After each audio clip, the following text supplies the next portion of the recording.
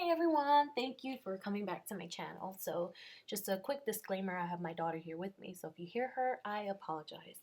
So in this video, I'm going to show you guys how to thread your machine, and I just wanted to let you know quickly that there's an option to bypass your welcome screen.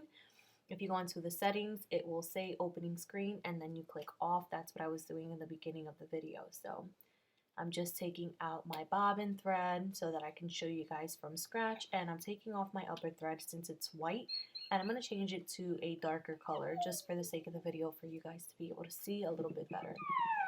So I'm putting my thread on and I'm putting the spool cap as tight as I can, and I'm going under this metal part right there that's close to my right hand, and then I'm going under the white part that is step number two on your machine. You know how you have the little pictures, and I'm holding the thread really tight with my right hand so that I get the right tension when I go to option number 3 and 4 where the tension plates are. I want it to be really nice and tight, so once you start sewing, the tension isn't off. So I'm going down and I put it through the number 4. So now I'm going to zoom in so that you can see the thread and the foot.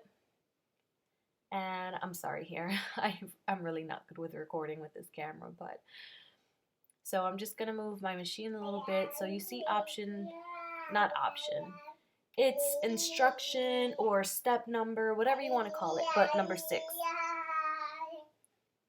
So I just put the thread through number 6 down, and then I want to lower my presser foot, and then I'm going to stick the thread through here and then to number 7.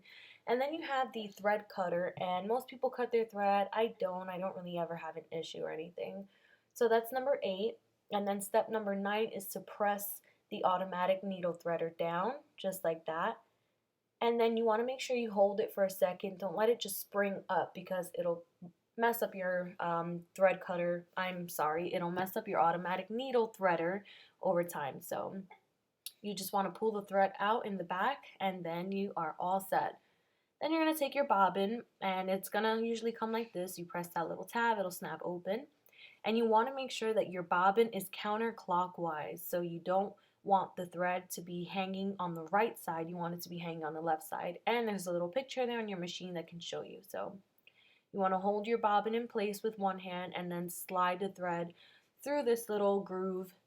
And then, you know the little wheel right there on the side of your machine? Yes, that right there. You're going to take that and you're going to spin it towards you, and you're going to hold your top thread in place so that it gets a nice tension grip there. And then it's going to pull the bobbin thread up. So I'm just spinning it, and it came right up. And then you want to take something sharp like a pair of scissors or your seam ripper, a straw, anything that you have handy, and you're just going to take that, so slide it right under, and your bobbin thread will come up, and you are all set.